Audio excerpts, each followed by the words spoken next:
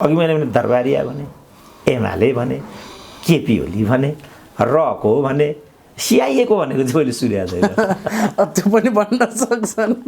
अहिले जहाँ के प्रचण्ड उभिराखेका छन् त्यो चाहिँ के कुराको धोतक हो भन्ने खोजियो मेरो। उदाहरणको लागि उहाँले भन्नुभयो मैले चाहिँ केपी ओलीलाई 5 वर्षको पूर्ण अवधिको प्रधानमन्त्रीत्व ग्यारेन्टी गरेर गल्ती गरेँ। किन गरेका त त्यो गल्ती उहाँले गर्ने, अनि त्यसको घानमा यो देश पर्नुपर्ने? यदि उहाँले गल्ती गरेको हो भने त उहाँले राजीनामा दिनु पर्यो। कोटाबाट पशुपतिको सदस्य हुनुभएको कि नेपाल सरकारको कोटाबाट भनेर सोध्यो म छक्क परेँ। त्यो मान्छेले खुल्लम खुल्ला के भन्यो भने म इन्डियन कोटाबाट गएको हुँ भन्थ्यो। नेपालको पशुपति क्षेत्र विकास कोषमा मेम्बर हो। तपाईँ यसलाई के भन्नुहुन्छ? अब यति भएपछि निलाम्बरको कुनै भूमिका छैन। केपी ओली निरललाई त्यहाँबाट फिर्ता बोलाउँछन्, रिक्त खाली हुन्छ, लीलामणिलाई बोलाएर महेन्द्रबहादुर पाण्डेलाई पठाए जस्तो सुरेन्द्र केसीलाई राजदूत बनाएर पठाउँछन्। यो छ मान्छेको बुझाइ। त त्यो यति होला त विषय। पी ओली चाहिँ लाई जसरी अहिले चाहिँ पार्टीभित्र अर्को पक्षले भनिराखेको छ, जसरी केपी ओली हाम्रो देशको प्रधानमन्त्रीलाई अर्को देशको चिनिया राजदूतसँग जोडेर उसको प्रेमिका हो सम्म पनि भनिराखेको छ, यो ठिक छ त म भन्न सक्दिनँ नि। जति जे भए पनि चिनिया राजदूतसँग केपी ओलीको प्रेम उठबस छ त? त्यो हो प्रश्न चाहिँ। हो भने किन यस्तो गरेको भन्नु पर्यो आफ्नो नेतालाई, होइन भने सुरेन्द्र केसी किन यसरी बोलेर हिँड्छ भन्नु पर्यो। राजदूत हुन नपाएर यसो भन्दैछ भन्नु भएन। अब निषेध गर्ने जम्मै अन्डरमाइन गर्ने जम्मै तिम्रो नेता जस्तो हुन्छ, जम्मै तिम्रो जस्तो बुद्धिजीवी। मैले कति बुद्धिजीवीहरूलाई त मञ्चमा हकारेको छु, कति बुद्धिजीवीहरूलाई। केही हुँ केही नहुँ, म त एउटा भरियाको छोरो हुँ, भारी बोक्नेको छोरो हुँ। मलाई यहाँभन्दा माथि मेरो क्षमताले भ्याउँदैन। यहाँभन्दा माथि त एउटा भारी बोक्नेको छोरो यहाँभन्दा कत्रो हुनुपर्ने? गाउँमा हलो जोत्दा जोत्दै के गरेर 18 वर्षमा त मैले एसएलसी पास गरेको छु। कि प्राध्यापक डाक्टर सुरेन्द्र केसी राजनैतिक विश्लेषक हुनुहुन्छ हामीसँग। यहाँलाई स्वागत छ डाक्टर। हवस्, धन्यवाद। के छ डाक्टर आजभोलि खबर? ठिक छ। त्यही हो, केपीको मान्छे भन्न थाले होइन? फेरि नेपालमा दुईटा परम्परा छ, त्यसलाई चाहिँ साहित्यको भाषामा गुण परम्परा र दोष परम्परा भनिन्छ। हाम्रो नेपाली समाजको बानी चाहिँ के छ भने ऊ या त गुण परम्परालाई मात्रै पछ्याउँछ या दोष परम्परालाई मात्रै पछ्याउँछ। गुण परम्परामा मान्छेलाई राम्रो रूपमा मात्रै चित्रण गरिन्छ, दोष परम्परामा मानिसलाई नराम्रो रूपमा मात्रै चित्रण गरिन्छ। अब हाम्रो समाज चाहिँ कि राम्रो बाटो मात्रै हिँड्छ कि नराम्रो बाटो मात्रै हिँड्छ। मानवीय प्रवृत्ति र धरातेले यथार्थले मान्छे त्यस्तो हुँदैन। मान्छे त्यस्तो भयो भने गड हुन्छ र गड भन्ने हुँदैन भनेको छ लेनिनले। अब हुँदै नभएको कुरा हुन्छ भन्दै हिँड्नु कहाँसम्मको बेइमानी हो त? त्यसकारण यो अतिवादी परम्पराबाट विमुख मान्छे हुँ म। गुण र दोषको आधारमा वस्तु र मान्छेलाई बुझ्ने र व्याख्या गर्ने मान्छे हुँ म। अब मान्छेले मलाई बुझेको छैन भने म अझै कोसिस गरिराखेको छु, त्यो मेरो विषय होइन। व्यक्तिमा होइन, त्यसको गुण र दोष र तात्कालिक समय अनुसार डाक्टर साहबले समर्थन या विरोध आलोचना जे गरे पनि त्यसरी गर्नुहुन्छ होइन डाक्टर साहब? जे छ मान्छेसँग होइन। कुनै मान्छे कालो छ भने दृश्यमा देखाइमा त्यो गोरो हो भन्ने त मान्छेको धर्म होइन नि त। अनि कोही मान्छे गोरो छ भने जबरजस्ती त्यो मान्छे कालो छ भन्नु त्यो नियतसँग जोडियो नि त। बलै गरिकन कसैलाई काल्पनिक आधारमा यो हो भन्नु यो होइन भन्नु त्यो चाहिँ मनोगत कुरा हो। अब मनोगतमा म आफै इतिहासको पनि विद्यार्थी हुँ। इतिहासमा के भनिन्छ भने इतिहास त्यो हो जो वास्तवमै हो। यदि जो नभएको कुरा इतिहासको रूपमा व्याख्या गरिन्छ भने त्यो मिथ हो र मिथ इतिहास हुँदैन। अब म विषयको दृष्टिकोणले पनि वस्तुगत र वैज्ञानिक आधारलाई मान्छु। संसारलाई हेर्दा, दुनियाँलाई हेर्दा, मान्छेलाई हेर्दा जस्तो मान्छे चाहिँ भगवानको उपज हो भन्छन्। मैले लेख्दा खुल्लम खुल्ला मान्छे मान्छेकै उपज हो। मान्छेका बिचमा बायोलोजिकल एक्सन नभइकन मान्छे पैदा हुँदैन। अब यो भगवानको कृपा हो भन्छन् भने यसमा म के गर्न सक्छु? तर अटल विश्वास छ मानिसलाई कि मान्छे भगवानकै उपज हो। मेरो विचारमा मान्छे मान्छेको उपज हो। करोडौँ वर्षको पृथ्वीमा भएको केमिकल रियाक्सनको क्रममा अनेक जीव जीवाणुहरू पैदा भए, त्यसमध्ये एउटा मान्छे थियो। अनि मान्छे र मान्छेको बिचमा रतिक्रिया भयो, त्यहाँबाट मान्छे पैदा भयो। होइन यो भगवानको कृपा हो भन्छ भने यिनीहरूसँग म कसरी डिबेट गरौँ? जुरुक्कै काँधमै बोकिदिनु भयो डाक्टर साहबले पनि भने कि कतिपय मान्छेहरूले सधैँभरि चाहिँ आलोचनात्मक विश्लेषण नै यहाँको रह्यो यो बिचमा। त्यस्तो भले यो देशको पक्षमा मात्र डाक्टर साहबले भन्नुभयो त्यो त हामीले त बुझिहाल्छौँ। तर यो जरुरी थियो कि यो हदमा डाक्टर साहबले पक्ष पोषण गर्नका लागि यो प्रश्न पनि सोधिदिनु होला है अब चाहिँ भनेर हामीलाई पनि सन्देश पठाएका छन् कि कतिपय मान्छेहरूले चाहिँ। होइन ठ्याक्कै कुन हदमा भनेर उनीहरूले भनिदियो भने मलाई सजिलो हुन्छ। म पनि यदाकदा त्यस्ता लाइनहरू देख्छु र कतिले मलाई के पनि भनिरहेको थियो भने तपाईँको चाहिँ हामी 99.9 सुन्ने र मान्ने व्यक्ति हो तपाईँ विश्लेषकको रूपमा, तर यो मामला चाहिँ तपाईँले फिर्ता लिदिनु होला भनेको छ र मैले त्यहाँ कमिट गरेको छु म यसलाई फिर्ता लिन्छु भनेर। तर यसको नाममा फेरि म त्यो ठाउँमा पुगेर पनि फिर्ता लिन्न। केपी ओली चाहिँ लाई जसरी अहिले चाहिँ पार्टीभित्र अर्को पक्षले भनिराखेको छ, जसरी केपी ओली हाम्रो देशको प्रधानमन्त्रीलाई अर्को देशको चिनिया राजदूतसँग जोडेर उसको प्रेमिका हो सम्म पनि भनिराखेको छ, यो ठिक छ त म भन्न सक्दिनँ नि। यो कसरी भन्ने? मलाई नै कसैले कसैसँग जोडेर फलानाको प्रेमी हो भनेर भन्छ भने कुनै अर्कोले यदि त्यो कुरा काल्पनिक हो भने फेरि त्यसको एउटा तह पनि हुन्छ हैन। जति जे भए पनि चिनिया राजदूतसँग केपी ओलीको प्रेम उठबस छ त। तर बिरलै मात्र ती खालका प्रश्नहरू आए हाम्रा मार्फतबाट पनि लाखौँ दर्शकका बिचमा डाक्टर साहबका ती बोलीहरू पुग्यो। तर अधिकांशले डाक्टर साहबले भन्नुभएको कुरा एकदमै सापेक्ष छ। यो समयको आवश्यकता बोली नै त्यही हो भन्ने ढङ्गले पनि धेरैभन्दा धेरै मैले खालि केही त्यो कमेन्टहरू आएका भनेर ती कमेन्टको मात्र प्रतिनिधित्व गरेको, तर असङ्ख्य कमेन्टहरू डाक्टर साहबले बोलेको कुरा सही छ, हाम्रो समर्थन छ र अहिले यतिखेर बोल्नुपर्ने विषय यही हो भन्ने ढङ्गले पनि धेरै धेरै मान्छेहरूले बोल्नु भएको छ र सायद त्यो खालको एउटा जनमत निर्माण गर्नुमा पनि डाक्टर साहबको त्यो बोली सहायक सिद्ध भयो होला जस्तो लाग्छ। म अब त्यहाँ पनि पूर्णतः म छुइनँ, किनभने मैले यहाँसम्म पनि भनेको छु राष्ट्रियताको मामलामा राष्ट्रियता भनेको के हो, राष्ट्र भनेको के हो, राष्ट्रियता भनेको के हो, राष्ट्रवाद भनेको के हो, यो तीनटाको परिभाषा गर्ने क्षमता नै केपी ओली राख्छन् भन्नेमा मलाई शङ्का छ। यो के हो भनेर नेपालमा व्याख्या ठिकसँग गर्न सक्ने प्रचण्ड नै हो। तर अहिले जहाँ के प्रचण्ड उभिराखेका छन् त्यो चाहिँ के कुराको धोतक हो भन्ने खोजियो मेरो। उदाहरणको लागि उहाँले भन्नुभयो मैले चाहिँ केपी ओलीलाई 5 वर्षको पूर्ण अवधिको प्रधानमन्त्रीत्व ग्यारेन्टी गरेर गल्ती गरेँ। किन गरेका त त्यो गल्ती उहाँले गर्ने, अनि त्यसको घानमा यो देश पर्नुपर्ने? यदि उहाँले गल्ती गरेको हो भने त उहाँले राजीनामा दिनु पर्यो, किन प्रधानमन्त्री राजीनामा दिनु पर्यो भनेको मैले। अब यो सुन्दा अब तपाईँले यो मात्रै लाइन काटेर भाइरल बनाइदिनुहुन्छ।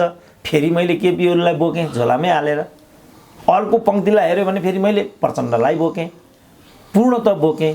सत्य छैन नि, आंशिक सत्य मात्रै हो नि त्यो। म के भन्दैछु भने बस मैले विगत समयमा पनि नेपालमा डाइनामिक लिडर भनेको प्रचण्ड नै हो भनेर कति मान्छेले मलाई लकेटे त। त्यस्तो आतङ्कवादीलाई पनि चाहिँ भन्नुपऱ्यो डाइनामिक भन्ने के सूर्यचन्द्र खेची फेरि हुन थालेछ यही न भने। अब अहिले पनि फेरि त्यही भन्दैछन्। मैले ए बाबा यो हुने कुरासँग सम्बन्धित नै छैन, तिमीहरू भन्छौ भने म कहिले पनि केही हुन्न, तर सत्य त बोल्न पाउनु पर्यो नि। यसमा कुनै त्यस्तो आशय पनि छैन। कतिले माने कतिले मानेनन्। अब अहिले यो विषय आइरहेको छ। म फेरि भन्दैछु राष्ट्र, राष्ट्रियता, राष्ट्रवाद यसको सही परिभाषा जस्तो जनजातिलाई हेर्ने प्रश्न, सङ्घीयतालाई हेर्ने प्रश्न, मधेसलाई हेर्ने प्रश्नको वास्तविक कोण केपी ओलीसँग छँदै छैन। तर यो भन्दैमा उनलाई चाहिँ अनर्गरल चिनिया राजदूतसँग अनैतिक सम्बन्ध छ भन्ने हदको लखेटाइ गर्न पाइन्छ त हो। योमा चाहिँ मैले भिन्न मत जाहेर गरेको। अब केपी ओलीको राष्ट्रियतालाई हेर्ने दृष्टिकोण, उनले बुझेको राष्ट्रवाद, उनले अवलम्बन गरेका सङ्घीयता र जातीयतासँग जोडिएका दृष्टिकोणहरू, उनको विगत, उनको वर्तमान, त्यसमा पृथक छलफल गरौँ न। त्यसमा विगत छलफल गर्न सकिन्छ। अब अहिले जुन प्रकरणले यो विषय आइराखेको छ, लिम्पियाधुराकै कुरा आयो। लिम्पियाधुरामा चाहिँ केपी ओलीले जो पोजिसन देखाइरहेको छ, म आफै भन्दैछु नि, त्यो चाहिँ एक्सट्रिमिजमसँग सम्बन्धित छ। यसले गुड पे गर्दैन।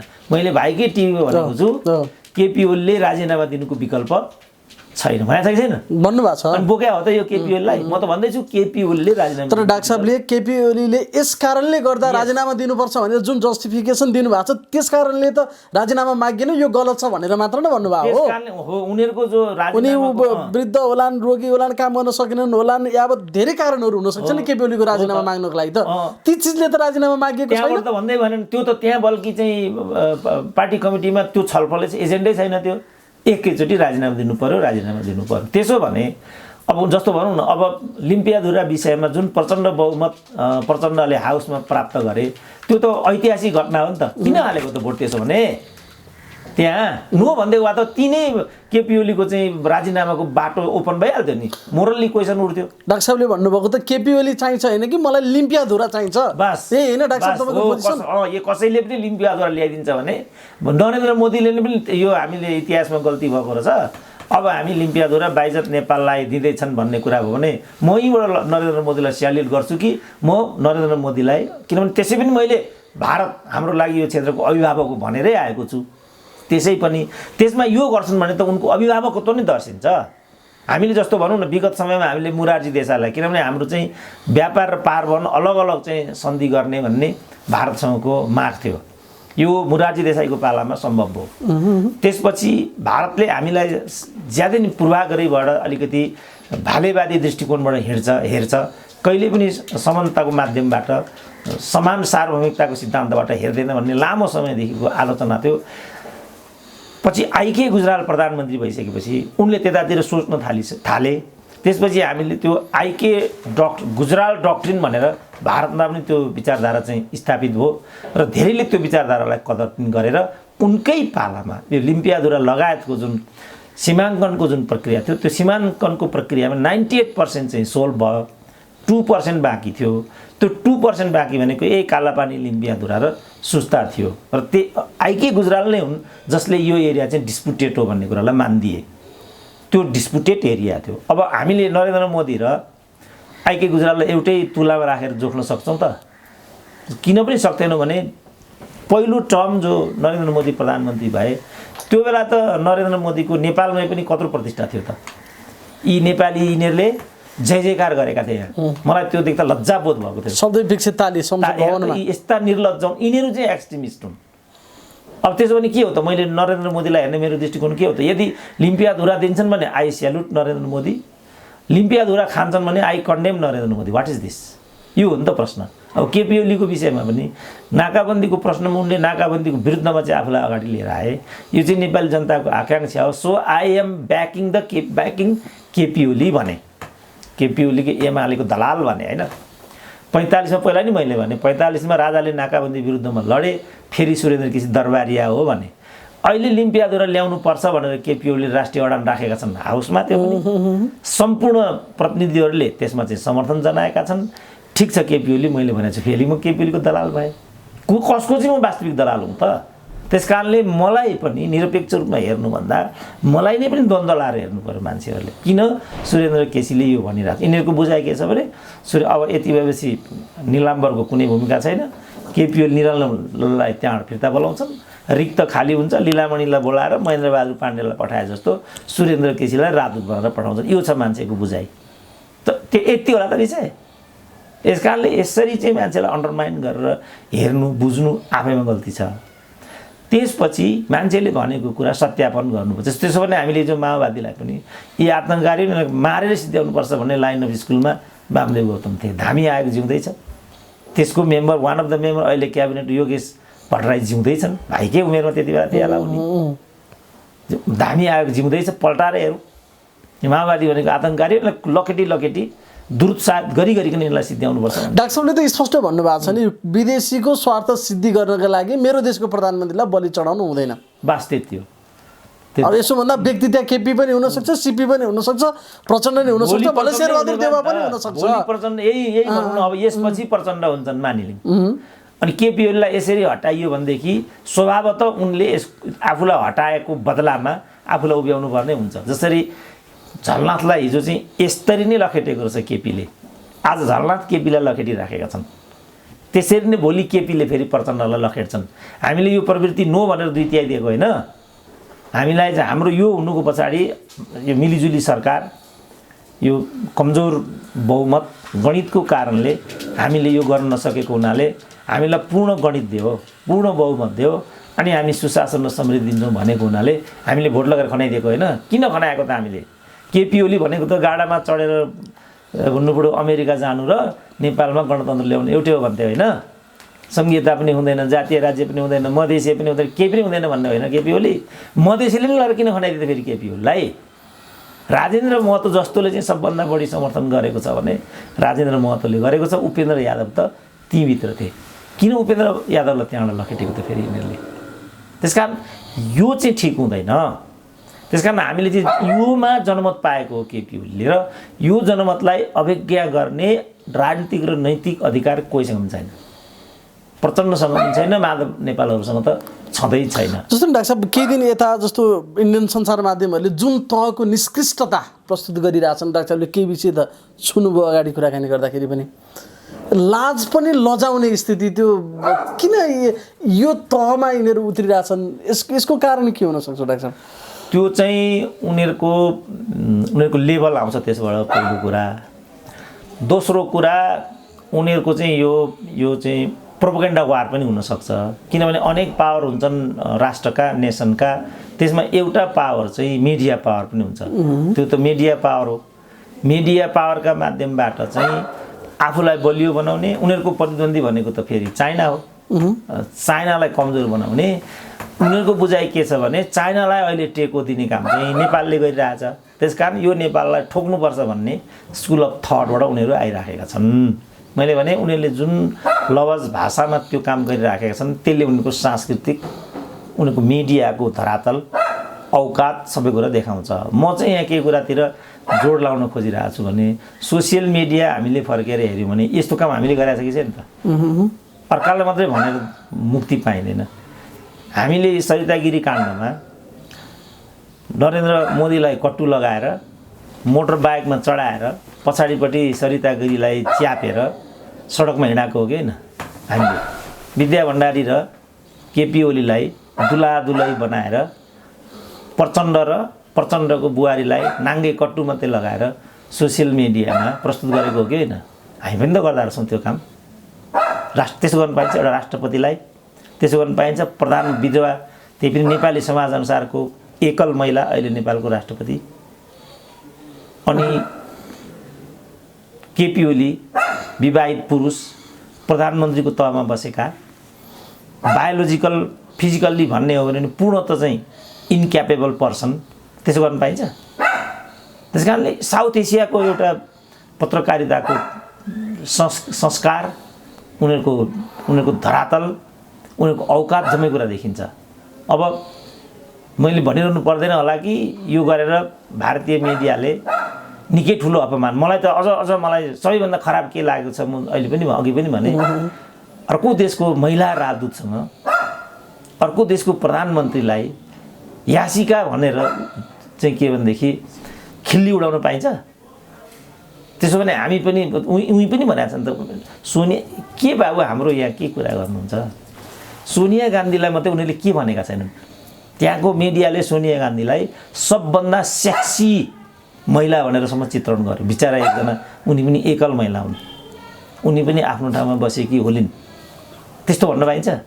त त्यही कुरा अहिले नेपालको सन्दर्भमा भने कसरी ठुलो विषय हुन्छ? त्यो हदसम्म चित्रण गर्न किन पुग्यो? जस्तो कतिपय अवस्थामा चाहिँ इन्डियन सञ्चार माध्यमहरू त्यो चाहिँ हुन त उनीहरूलाई लाग्ने आरोप त्यो पत्रकारिता बाहेक सबै कुरा गर्छन् भनेर पनि भन्छन्, त्यो चाहिँ आम रूपमै चलेको चलन रहेछ।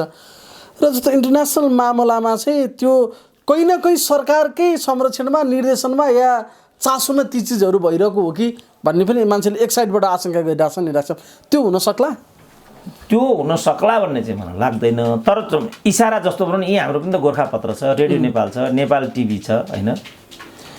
अब तिनीहरूले सरकारको इसारा त पर्खिन्छन् नि त, होइन? हामीले भन्दै यो लिम्पियाधुरा प्रकरणमा चाहिँ गलत नक्साङ्कन, गलत सामग्री पस्किने काम भइराखेको छ, र त्यस्तो गर्ने चाहिँ यी मान्छेहरू हुन् भन्दै पनि ती विचारहरूलाई नै गोर्खापत्र चाहिँ लाइमलाइट गरेर त्यो विद्यावीर कंसाकेर भन्नेको छापेको छापेन त?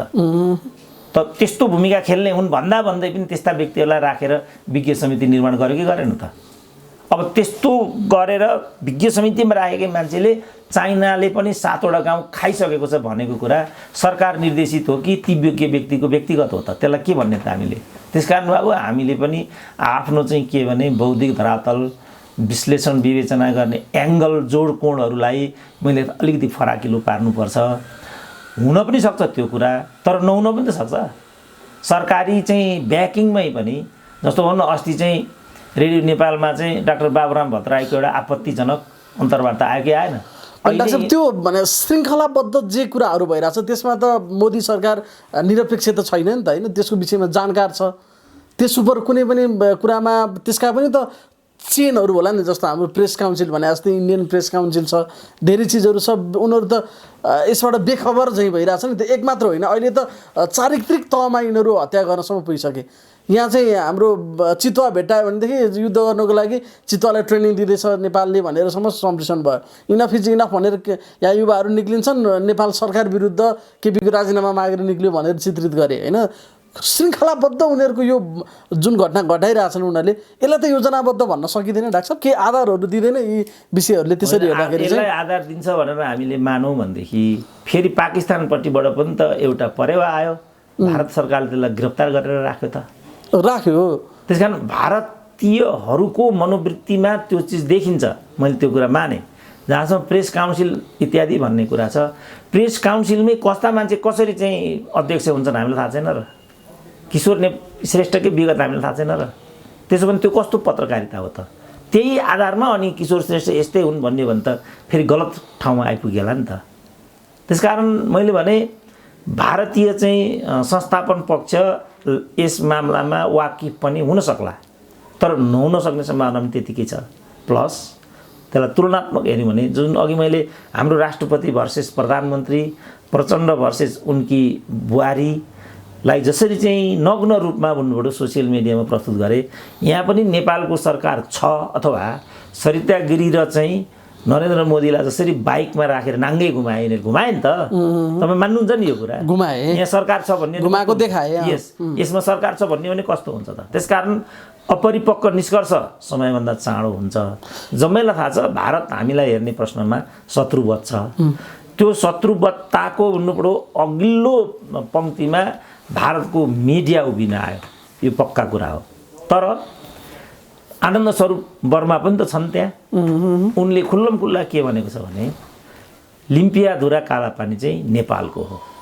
अरू पनि कति बौद्धिकहरू छन् त्यहाँका नेताहरूले, बल्कि हाउसमा जस्तो नेपालको नागरिकताको विषयमा त्यहाँ नागरिकता सम्बन्धी जो प्रसङ्ग अस्ति उठ्यो, नागरिकताको प्रसङ्ग उठ्दाखेरिको लाइभ मैले त्यहाँका गृहमन्त्रीले जवाब दिइरहेको मैले देखेँ। उनले के भनिरहेको छ भने भुटान र नेपालीहरूलाई भारतमा नागरिकता पाउनको लागि कुनै असजिलो छैन। जुन प्रक्रियाबाट चाहिँ इन्डियनहरूले नागरिकता पाउँछन्, भुटानी र नेपालीहरूले त्यही प्रक्रियाबाट नागरिकता पाउँछन्। यो कुरालाई हामीले कन्सिडरेसनमा लिने कि नलिने त? यस्तो त मत त यहाँ त्यही कुरा गऱ्यो भनेदेखि सरिता गिरीको हालत भइहाल्छ। सरिता गिरीको मिस्टेक भनेको त एउटै के भने उनले उपयुक्त चाहिँ भाषावली चाहिँ प्रयोग गरिनन् र पार्टीको व्हिपलाई उल्लङ्घन गरिन्। अब मोहना अन्सारीले पनि त्यही काम गरिरहेको छ। तर मोहना अन्सारीले केही पनि भन्दैनन् नि यिनीहरू। तर मोहना अन्सारी कहाँबाट रहेछन्, कुन खास्टो ओडेकी रहेछन् भन्ने कुरा त बजारमा त आयो। म्याउ गरेपछि थाहा पाइयो नि, आयो नि त बजारमा त। एउटा म इन्ट्रेस्टिङ कुरा भन्छु। आज केही वर्ष अगाडि म भारतको भ्रमणमा थिएँ। त्यहाँ हामी एउटा टिम थियौँ। त्यो टिममध्ये एकजना चाहिँ म भएको, म त रैती भएँ, मेरो त कुनै हैसियत भएन नेपालमा होइन। ती दुईजना चाहिँ हैसियतका मान्छे थिए। एकजना थिए पशुपति विकास कोषका सदस्य, एकजना थिए राजकीय संरचनामा बसेर काम गरिसकेका व्यक्ति। उनीहरू दुईजना त्यहाँ म छेउमा बसेर सुनिरहेको थिएँ। उनीहरू दुईजना कुरा गर्न थाले। ती राजकीयमा बसिराखेका भनेका व्यक्तिले त्यो पशुपति कोषका मेम्बरलाई चाहिँ तपाईँ इन्डियन कोटाबाट पशुपतिको सदस्य हुनुभएको कि नेपाल सरकारको कोटाबाट भनेर सोध्यो। म छक्क परेँ। त्यो मान्छेले खुल्लम खुल्ला के भन्यो भने म इन्डियन कोटाबाट गएको हुँ भन्थ्यो। नेपालको पशुपति क्षेत्र विकास कोषमा मेम्बर हो। तपाईँ यसलाई के भन्नुहुन्छ? तपाईँ त्यति मात्रै होइन, नेपालको जो सरकारी मुखपत्र छ राइजिङ नेपाल, त्यसको सम्पादकीय इन्डियन एम्बेसीबाट आयो एक समय। पछि त्यसैलाई लगेर उनीहरूले निर्वाचन आयोगको आयुक्त बनाइदिए। तपाईँ के भन्नुहुन्छ यसलाई? यो बिचारा म जस्तो रैतीले कहाँबाट 10 दुनियाँ जोडेर यति कुरा सुनेछु। उनीहरूको तरक्की मात्रै भएको देख्छु म। कहिले चाहिँ संवैधानिक निकायमा नियुक्ति हुन्छ, कहिले राजदूतमा नियुक्ति हुन्छ, कहिले मन्त्रीमा नियुक्ति हुन्छ। ए बाबा यो के भइराखेको रहेछ? एउटै व्यक्ति जस्तो निलाम्बरै भनौँ न, यो 30 वर्ष निलाम्बरको नियुक्ति नभएको छेड छ त? ल भन्नु त, के आधार हो त त्यो? बुझिँदैन नि यो कुरा। नेपालले बुझ्छ यो कुरा। अब अहिले हामी बुझ्छौँ जब हाम्रो दुई देशको बिचमा सम्बन्ध यति तिक्त भइसक्यो, निलाम्बरको कुनै भूमिकै छैन। अब केही भन्न बाँकी रह्यो त? बाँकी रह्यो। यही नहुनका लागि नै उहाँलाई त्यहाँ राखिएको रहेछ भन्न बाँकी रह्यो नि। सिधै कुरा हो यस्तरी विषय चाहिँ बजारमा असरल परिराखेका हुन्छन्। म ती असरल परेका विषयहरूको खोजीमा निस्केको अहिले 30 वर्ष भयो। यिनीहरू भन्छन् म राजदूत हुन नपाएर यो कुरा भन्दैछु, यो गलत हो। तिमीले देख्दा देख्दै कसरी विश्वविद्यालय बिग्रियो त? तिमीले देख्दा देख्दै कसरी नेपालको कूटनीतिक ल्याकतमा क्षयीकरण आयो त? तिमी डाक्टर साहब अब कहाँ बाँकी छ हामी भारतीयकरण इन्डियनकरण हुनका लागि? डाक्टर साहबले अगाडि पनि भन्नुभएको थियो कतिवटा कोटा यहाँ दूतावास मार्फत कसलाई बाँडिन्छ, कसरी बाँडिन्छ, नियुक्ति इन्डियन कोटाबाट कि नेपाली कोटाबाट पशुपति क्षेत्र विकास कोषमा? डाक्टर साहबको आफ्नै कानले सुन्न विवश हुनुहुन्छ त्यस्ता कुराहरू। अब त यो त कहाँ बाँकी छ डाक्टर साहब? अब त यहाँ पो प्रश्न गर्नुपर्ने अवस्था आयो त। हो अब त्यसो भने मलाई लखेट्ने होइन नि, मैले भनेको विषयलाई त गौर गरेर सुन्ने हो, हेर्ने हो के रहेछ यो भनेर पो गर्नु। मैलाई लखेट्ने अनि मेरो पनि बोली बन्द हुन्छ। भोलि चाहिँ सडकमा कसरी जमिम शाह मारियो, कसरी युनिस अनुसारीमा सेन्ट्रल जेलमा गएर गोली हानेको होइन, त्यो काल्पनिक कुरा हो त त्यो। Central jail, Nakkhu jail, central Nakkhu jail नेपालको सबभन्दा सुरक्षित जेल हो। 10 चाहिँ के भने सुरक्षाको घेरा क्रस गरेर मान्छे त्यहाँभित्र जान्छ, त्यहीँभित्र गएर गोली हानिदिएको छ। अब प्रहरीको संलग्नता बिना यो भयो होला भनेर अनुमान गरिरहनु पर्यो त। अब किन त यो भन्दा अस्ति एउटा अपहरण प्रकरण हामीले देख्यौँ न, निवर्तमान प्रहरीको प्रमुख त्यसमा चाहिँ मतियार भएर अगाडि बढ्यो। ऊ किन त भन्दा ऊ अख्तियारको नियुक्ति ताकिराखेको थियो। ऊ किन अख्तियारको नियुक्ति ताक्छ भन्दा सबभन्दा भ्रष्ट व्यक्ति हो, प्रष्टै देखिन्छ। किनभने प्रहरीकै अधिकृतहरूले के भनेको छ भनेदेखि ब्रिफकेस नबुझाइकन नेपाल प्रहरीमा पदोन्नति नै हुँदैन। यो नेपाल प्रहरीको विरुद्ध हो त यो त नेपाल प्रहरीलाई को शाखलाई माथि उठाउनु पर्यो, नेपाली सेनाको शाखलाई माथि बनाउनु पर्यो, नेपालका संवैधानिक नियुक्तिहरूको शाख उज्यालो बनाउनु पर्यो भन्नेसँग सम्बन्धित छ नि। आफू अख्तियारको प्रमुख हुन पाएन अनि बक्दै हिँड्छ भन्ने हो भने त मरिरहौ। त्यसो भने कहिले पनि तिमीले नेपालको हरेक माइक्रो म्यानेजमेन्ट इन्डियाको हातमा रहेछ त्यसो भए होइन डाक्टर साहब? त बाबुराम भट्टराईले नि भनेको थिए चाबी अन्त्य रहेछ भनेर। अब डाक्टर साहबले यस्ता यस्ता तथ्यहरू बिस्तारै उजागर गरिरहनु भएको छ कि त्यो त हामीलाई वास्तविक कल्पनाभन्दा बाहिरको विषयहरू छ नि डाक्टर साहब। सामान्यतया हेर्दाखेरि सबैतिर भित्र छिरेर उल्लेख गरिसकेका छ। त्यो त उसलाई त केही भन्नै पर्दैन, हामी त्यहाँ पुग्यौँ नि। अर्कालाई यो त उयो चिनिया राजदूतको नेपाली प्रधानमन्त्रीसँग इसिएका छ भने जस्तै हो। यो चाहिँ अर्काको टाउकोमा हालिदिने जस्तो भारतले हामीलाई चाहिँ जहाँ राख्नुपर्ने जति माया दिनुपर्ने त्यो नदिएपछि स्वाभाविक रूपमा मान्छेले त माया खोज्छ नि त। माया खोज्ने क्रममा ऊ दाइनदेवीले लागेको छ भने जसलाई मायाबाट विमुख बनाइयो, कसले मायाबाट विमुख बनाइयो भन्ने कुरा हो नि। यदि भारतले भन्नु यति सानो देश छ हाम्रो, त्यत्रो भूमि छ चाहिँ भारतसँग। मैले त अझ 25 वर्ष अगाडि एउटा अन्तर्वार्तामा एउटा पब्लिक कार्यक्रममै भनेको थिएँ, यो रातदिन छिमेकीसँग कलह गरेर बसिरहनुभन्दा बरु इन्डियाले कति मागेको रहेछ दिए हुन्छ भनेको थिएँ। त्यो भनेको अहिले 25, 26, 27 वर्षभन्दा कम्ती भएको छैन। तर यो समस्या त कहिले पनि सोल्भ भएन। अब हुँदा हुँदा हुँदा अहिले त इन्डिया के भन्छ, चिनियासँग चाहिँ मिलेर चिनको बुई चढेर नेपाल चाहिँ भारतमाथि आक्रमण गर्न गयो। नेपालले भारतमाथि यस्तो पनि कसले पत्याउँछ? कहिले आक्रमण गरौँला हामी भारतलाई? कहिले त्यस्तो सम्भव हुन्छ? त्यो चाह्यौँ भने हामीले पनि हुन्छ। म कमान्डर इन चिफ भएँ यो देशको, भारतमाथि म युद्ध गर्न सक्छु, त्यो ल्याकत हामीसँग छ। त्यस्तो काल्पनिक कुरा हामीमाथि भन्दै हिँड्ने हो त्यो भारतले। तर किन उसले यो भन्दै आइराखेको छ भने हामीले जनयुद्ध त्यहीँ बसेर गरेका छौँ, हामीले तालिम चक्रतामा लिइराखेको छ, हामीले 12 बुँदे त्यहीँ गरिराखेका छौँ। अनि स्वभावतः उसले हामीमाथि चाहिँ फर्स्ट राइट प्रिरोगेटिभ हो नेपाल भने, विशेष सम्बन्ध भनेकै त्यही हो। नेपालमाथि हाम्रो विशेष सम्बन्ध छ भन्नुको कारण त्यो हो। यो जग हामीले दिएको हुनाले ऊ यहाँ आएर उभिएको। जब ऊ यो जगमा आएर उभिन खोज्यो, हामी के भन्दैछौँ, तिमी त्यहाँ नउभियो, उसलाई रिस उठ्नु स्वाभाविकै हो। त्यस कारण जे हामीले कर्म गरेका छौँ विगत समयमा त्यसको परिणाम आज भोग्दैछौँ। गीतामा एउटा भनाइ छ, मान्छेले गलत काम गर्यो भने ढिलो होला, चाँडो होला, तर गलत कामको नतिजा सही आउँदैन। हामीले गलत गरेका छौँ, यसको नतिजा गलतै आउँछ।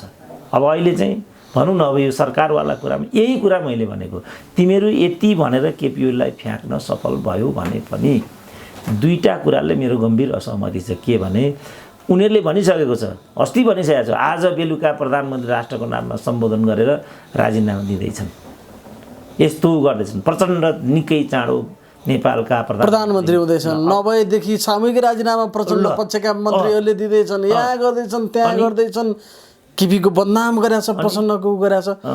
अनि मिलेन त कुरा, अनि यो राम्रो, यो किन मैले यो भनेको भने मैले भने नि बरु लिडरको रूपमा त रियल लिडर भन्न सक्ने त प्रचण्ड हो भने कतिचोटि भनेको छु मैले। अब मैले यसरी रियल लिडर हो भनेर मानेको व्यक्ति मानिलिउँ भोलि प्रधानमन्त्री भयो अनि उनीहरू जस्तो पहिला उनीहरूले के भन्छन्, लिम्पियाद्वारा नक्सा फेर भन्छन्। यिनीहरूले नफेर्ने बित्तिकै प्रचण्डले बहुत जल्द प्रचण्ड राजीनामा दिए जा रहा है भनिदिन्छन्। अनि हाम्रो काम यति हो। अब हामीले त्यति बेला खबरदार भन्नुपर्छ कि पर्दैन? त्यसको लागि मैले यो काम गरिरहेको छु। जसरी नाकाबन्दीको बेला मैले नेपाली जनताको आँखा मैले यति त भनेको छु नि, केपी ओलीले राम्रो गरेछ नराम्रो गरेछ मैले मलाई थाहा छ नि केपी ओली कति के थाहा छैन मलाई, तर त्यो नेपाली जनताको आकाङ्क्षा थियो। भारतले जहिले खिसिक हो नाकाबन्दी खिसिक, अहिले पनि यसले लाज लागेर हो त्यसले, नत्र यसले नाकैबन्दी लगाउँछ भने अब यो जस्तो अहिले यो हाम्रो पूर्वतिरबाट काँकडभिट्टाबाट महिनौँ दिनदेखि चियापत्ती उता जान दिइरहेको छैन कोरोनाको नाममा। हाम्रो कलकत्तामा आएको जुन 800 मेट्रिक टन मैले चाहिँ युरिया मलको कुरा गरेँ, त्यहाँबाट उसले डाइभर्ट गरेर गुजराततिर पठाइदिइरहेको भन्ने मैले सुनेको छु।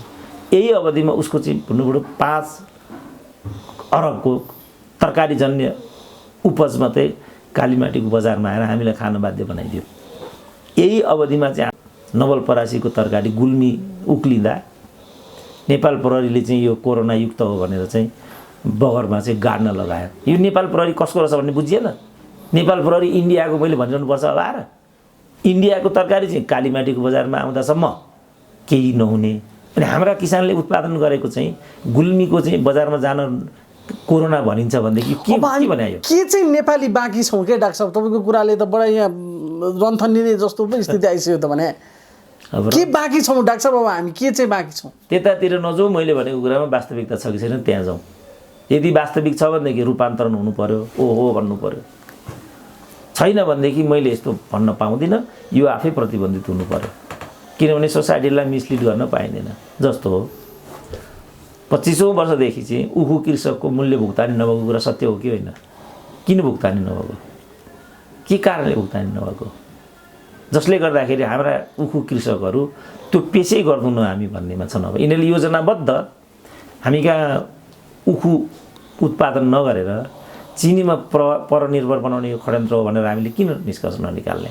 किनभने हाम्रा जति पनि औद्योगिक कल कारखानाहरू थिए यो अवधिमा बन्द भएको छन्। बन्द भएको हो कि बाँसबारी छाला जुत्ता बन्द भएको हो कि होइन? भ्रिकुटी कागज कारखाना बन्द भएको हो कि होइन? गोरखकाले रबर उद्योग बन्द भएको हो कि होइन? हो यो चाहिँ हो कि? यता ध्यान दिउँ। उखु के अरे कृषि औजार कारखाना बन्द भएको हो कि होइन? चिनी कारखाना बन्द भएको हो कि होइन? भएको यो काल्पनिक कुरा हो। यो यदि यो हो भने त किन गरेको भन्नु पऱ्यो नि आफ्नो नेतालाई। पत्रकार भएर झोला बोकेर हिँड्ने हो त अब आएर। यसले गर्दा हाम्रा चाहिँ भाइ छोराहरू रोजगारी गुमाउनु बाध्य भए। यो अरबमा गएर मर्ने, इराकमा गएर काटिने, अफगानिस्तानको बम ब्लास्ट परेर मर्नेहरू यीबाट विस्थापित भएर गएका भाइ छोराहरू हुन्। उहाँ चाहिँ बुरुन्डीमा गएर आज हाम्रा दिदीबहिनीहरूले नाच्नु परिरहेछ। किनभनेदेखि यहाँ चाहिँ कार्पेट र गार्मेन्ट मात्रै हाम्रो 6 लाखको रोजगारी। यो हो कि होइन? यो हो प्रश्न चाहिँ। हो भने किन यस्तो गरेको भन्नु पर्यो आफ्नो नेतालाई। होइन भने सुरेन्द्र केसी किन यसरी बोलेर हिँड्छ भन्नु पर्यो। राजदूत हुन नपाएर यसो भन्दैछ भन्नु भएन। अब निषेध गर्ने जम्मै अन्डरमाइन गर्ने जम्मै तिम्रो नेता जस्तो हुन्छ, जम्मै तिम्रो जस्तो बुद्धिजीवी। मैले कति बुद्धिजीवीहरूलाई त मञ्चमा हकारेको छु, कति बुद्धिजीवीहरूलाई। तिनीहरूको जन्म नै त्यतिको लागि भएको छ। पदभन्दा तलतिर उनीहरू एक दिन पनि बसेका छैनन्। उनीहरू नै हामीलाई अर्थबुद्धि दिएर हिँड्छन्। हो यहाँ म लडिराखेको हुँ, केही हुँ केही नहुँ। म त एउटा भरियाको छोरो हुँ, भारी बोक्नेको छोरो हुँ। मलाई यहाँभन्दा माथि मेरो क्षमताले भ्याउँदैन यहाँभन्दा माथि त। एउटा भारी बोक्नेको छोरो यहाँभन्दा कत्रो हुनुपर्ने? गाउँमा हलो जोत्दा जोत्दै के गरेर 18 वर्षमा त मैले एसएलसी पास गरेको छु। तर काले राईले 32 वर्षमा एसएलसी पास गरेको हुँ। एक छाक खान नपाइकन मरे। त्यो प्रश्न उठाउने हो कि होइन भन्ने कुरा हो। अब एकजना चाहिँ हाम्रो राम्रो कथावाचक थिए नारायण प्रसाद पोखरेल, गोलीले हानेर मार्या हो कि होइन? किन मार्या हो भने अब अहिले अनेक नक्कली ज्योतिषीहरू, नक्कली पण्डितहरू निस्किराखेका छन्। यसले गर्दा हाम्रो धार्मिक विश्वास परम्परामाथि घात भइराखेको छ। मैले प्रश्न उठाएको यहाँ हो, धर्मलाई व्यवसाय बनाउनु पाइन्छ कि पाइँदैन भनेको। राजनीतिलाई व्यवसाय बनाउनु कतिको उचित हुन्छ? युवाहरूलाई रेमिटान्सको लागि बाहिर पठाएर रेमिटान्सबाट नेपाल त बन्छ भनेर मैले प्रश्न उठाएको। हामीले उत्पादनमुखी विषयमा जाने कि बजारमुखीमा जाने? श्रम बेचेर पनि कहिले धनी भइन्छ? मैले श्रम बेचेर 37 वर्ष बिताएँ, के भएँ त म? यो बाटोबाट केही कुरा हुन्छ? फिक्स्ड इन्कम हुन्छ यहाँ। फिक्स्ड इन्कमले काठमाडौँमा घर बन्छ। तर कति काठमाडौँका खरदार सुब्बाहरूका 2 अरबसम्मको प्रोपर्टी छ भन्ने नेताहरू सुकुम्बासी 20 वर्ष अगाडि, अहिले खरबपति। त्यो कहाँबाट आयो भनेको? यो नेताको विरोध गरेको हो। यो नेतालाई त अझ बलियो बनाउन खोजेको। तिमीहरूको आर्थिक जीवन पारदर्शीपूर्ण बनाऊ है, तिमीहरू आय स्रोत क्लियर गर, एउटा स्वच्छ जीवनशैली अपनाओ। यो नेताको विरुद्ध हो यो। अब यही भन्यो भने राष्ट्रपति चाहिँ एउटा सादगी हुनु पर्यो, एउटा उच्च विचार, सादा जीवन पद्धति, यो भएन, हुनु पर्यो भनेको। त्यसलाई नै प्रधानमन्त्रीले के भने यो गणतान्त्रिक व्यवस्थाको विरुद्ध। गणतान्त्रिक व्यवस्था विरुद्ध हो। भरियाको छोराले गणतन्त्रको विरोध गर्छ कहिल्यै। तर गणतन्त्रको नाममा नङ्गा नाच्न पाइँदैन भनियो भने त्यो गणतन्त्रको विरोध हो। त्यो यहाँका कमैयाले गणतान्त्रिक प्रवृत्तिको विरोध भयो। गणतन्त्रको नाममा भइरहेको मान्छेको प्रवृत्तिको विरोध डाक्टर साहबले गरिरहनु भएको छ। अनि अब नेता मऱ्यो, स्वास्नीलाई बनायो, छोरो मऱ्यो, बुहारीलाई बनायो, यहाँ हार्यो, त्यहाँ लगेर बनायो। यो चाहिँ यसैका लागि जनयुद्ध लडाकुले ज्यान पालेका हुन्।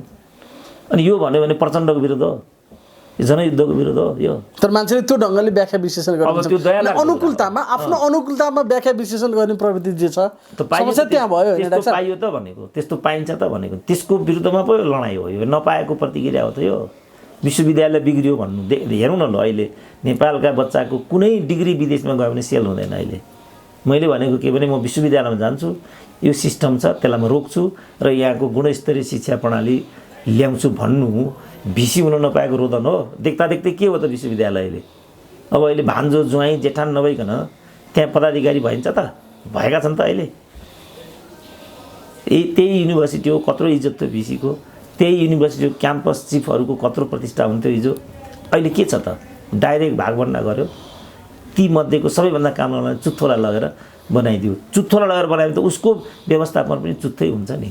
चुत्थो व्यवस्थापनले दिएको डिग्री पनि चुत्थै हुन्छ। अनि मार्केटमा उसले चाहिँ आफूलाई सेल गर्न सक्दैन। त्यहीँबाट हो अनि उसले चाहिँ एमए पास गरेको छ, अरबमा गएर भेडा चराउनु पर्यो। किन? उसको डिग्री नै काहीँ सेल हुँदैन, उसँग प्रविधिको ज्ञान हुँदैन, उसँग ल्याङ्ग्वेज हुँदैन। अनि दुःख पाए त भाइ छोराले। सिरानीको उचाइ बढाउन मात्र हाम्रो सर्टिफिकेटहरू काम लागिरहेको छ। के काम लाग्यो त्यसबाट? त्यो भन्नु चाहिँ विश्वविद्यालयको भिसी अहिले कति युनिभर्सिटी छन् त यहाँ नेपालमा? 7-8वटा युनिभर्सिटीहरू छन्। ल हेरौँ त सबैको के छ उनीहरूको चर्तीकला, कस्तो प्रशासन उनीहरूले चलाएर आए। हिजो तिनै विश्वविद्यालयहरू तिनको के क्रेज थियो, आज तिनको क्रेज के भइरहेको छ? तपाईँ चाहे त्यो प्लानिङ कमिसन भन्नुहोस्, चाहे त्यो अख्तियार भन्नुहोस्, चाहे त्यो निर्वाचन आयोग, न्यायालय नै भन्नुहोस्, त्यही न्यायालय होइन। बिपी कोइरालासम्म चाहिँ न्याय दियो, त्यही न्यायालय त हो। अब अहिले पार्टीको केन्द्रीय कमिटीको चाहिँ कार्यकर्ता नभइकन त्यहाँ न्यायाधीश भइँदैन। पहिला बालबाटार बेच्ने व्यवस्थापन गर्नुपर्छ, अनि त्यहाँबाट आफ्नो परिस्थिति अनुकूल बनाएपछि बल्ल चाहिँ न्यायाधीश भइन्छ। दीपक राज जोशीलाई बिचरा त्यस्तो ल्याग्रे न्यायाधीशलाई 2 वर्ष त्यहाँ प्रधान न्यायाधीश हुन दिएको भए के बिग्रिन्थ्यो यिनीहरूको? सर्टिफिकेटै नक्कली हो भनिकन त्यहाँबाट संवैधानिक निकायहरूलाई पनि प्रयोग गरेर बेदखल गरेर आफ्नो अनुकूलको न्यायाधीश उनीहरूले त्यहाँ ल्याइकन छोडे। यसबाट न्यायालयको प्रणाली बलियो हुन्छ कि कमजोर हुन्छ पो भनेको। यसले न्याय प्रणालीलाई, न्यायका उपभोक्ताहरूलाई न्याय गर्छ कि अन्याय गर्छ भन्ने पो मैले कुरा उठाएको। म न्यायाधीश भएन भन्ने कुरा हो र त्यो। यही अदालत ठिक छ, राजदूत बन्न नपाएर त भने, किनभने त्यहाँ डाक्टर साहबको योग्यता थियो। न्यायाधीश पनि बन्न नपाएर त भने होइन होला नि त डाक्टर सुरेन्द्र केसीले। प्रहरी राम्रो बनाऊ भन्छु म, आइजी हुने हो र त्यहाँ। जस्तो अहिले प्रहरीको आइजीको कसैले पनि डिबेट उठाएन नि त। अहिलेको आइजीको निर्विवाद आइजी भएको रूपमा मान्छेले माने नि त्यो कुरालाई। मान्दा रहेछन् नि त, मूर्ख रहेछन् त नेपाली जनता। पुलिसकै मात्रै विरोध गर्ने भन्ने कुरा होइन रहेछ नि त। जस्तो चाहिँ यो चाहिँ कोरोनाको सन्दर्भमा जो नेपाल प्रहरीका जवानहरू खटे, नेपालगञ्जमा लखेटे, म त इन्टायरली प्रहरीको पक्षमा उभिएँ नि। खबरदार पुलिसलाई चलाउन तिमीहरू त्यहाँ। ऊ सधैँ जस्तो जनआन्दोलन दबाउन आइराखेको छैन, तिमीहरूको ज्यान बचाउन आइराखेको। तिमीहरूको ज्यान बचाउनु खाइ नखाइ मैदानमा उत्रिने, तँ चाहिँ ढुङ्गा मुढा गर्ने भने नि त मैले। अब म नेपाल प्रहरीको दलाल हुँ। हिजो जस्तो अमेरिकामा एउटा चाहिँ पुलिसले जस्तो यहाँ सुन्दा प्रहरीको प्रहरीको पक्ष अघि डाक्टर साहबले भन्नुभयो प्रहरी इन्डियाबाट चलाइरहेछ। बास कुनलाई सत्य भन्ने त भन्दा यही एउटा कुरा मान्छे सुन्छ अनि लाल बुजकट भन्न पनि स्थिति तब आउँछ नि। यही गरेँ नि त, मलाई त उनीहरूले तोकेरै भने। जस्तो म चाहिँ के छ भने नेपाल प्रहरीमा पनि गेस्ट लेक्चर लिन्छु, सशस्त्रमा पनि गेस्ट लेक्चर लिन्छु। 3 दिन अगाडि चाहिँ यो नगरकोटमा नेपाली सेनाको कर्नल लेभलको क्लास लिन चाहिँ म त्यहाँ गएको थिएँ। त्यहाँ पनि क्लास लिन्छु। कति लाल बुजकहरूले सुरेन्द्र केसी त नेपाली सेनाको सिआइडी हो नि भने, नेपाली सेना यति गुणग्राही होला म जस्तो मान्छेलाई कन्सल्टेन्ट राख्ला? त्यस्तो गर्थ्यो भने त अस्ति मैले यो व्यवसाय नगर भनेको थिएँ नि त। यो किट काण्डमा किन्ने बेच्ने काम नेपाली सेनाको होइन। ऊ प्रोफेसनल सेना हो, आफ्नो देशको सुरक्षा गर्ने। उसले शान्ति सेनामा गएर सेवा दिन सक्छ, त्यो अर्कै कुरा छ। तर उसले ठेक्का पट्टा सामान ल्याउने नल्याउने यो काम उसको। यदि उसले सुन्थ्यो भने त ओहो गुरुले भनेको कुरा मलाई खुट्टा ढोक्दै होला नि त। मानेनन्, के भयो त त्यसपछि? मान्छन् त मैले भनेको उनीहरू। मलाई त मेरो एउटा एक्सपर्टिजम मागे, मैले आफ्नो एक्सपर्टिजम आफ्नो देशको सेना हो गएर दिएँ, सिआइडी हुँ म अब आएर। तर भने त यिनीहरूले यो पनि के भन्न बाँकी राखेनन् मलाई। ट्रिटमेन्ट गर्न गएँ, रको खर्चबाट गएको पनि त भने। क्रिस्चियन धर्ममा पनि राम्रो कुरा छ भने हामीले लिनुपर्छ, पुँजीवादमा पनि राम्रो कुरा छ भने लिनुपर्छ। क्रिस्चियन हो यो भनिदिए। अब म त्यसमा पनि क्रिस्चियन अनि धर्म, एक त म धर्मसँग निरपेक्ष मान्छे छु। पहिलो कुरा, सबै धर्ममा भएका राम्रा कुराहरू लिनुपर्छ, नराम्रा कुराहरू आफ्नै धर्मको भए पनि अस्वीकार गर्नुपर्छ भन्ने स्कुल थटको मान्छे म हुँ। अनि क्रिस्चियन मैले चाहिँ वकालत गर्दै हिँड्नुपर्ने, त्यो मेरो विषय नै होइन, त्यो मेरो किता नै होइन। त्यो पनि भने, अघि मैले भने दरबारिया भने, एमाले भने, केपी ओली भने, रको भने, सिआइएको भनेको चाहिँ मैले सुनेको छैन। त्यो पनि भन्न सक्छन्।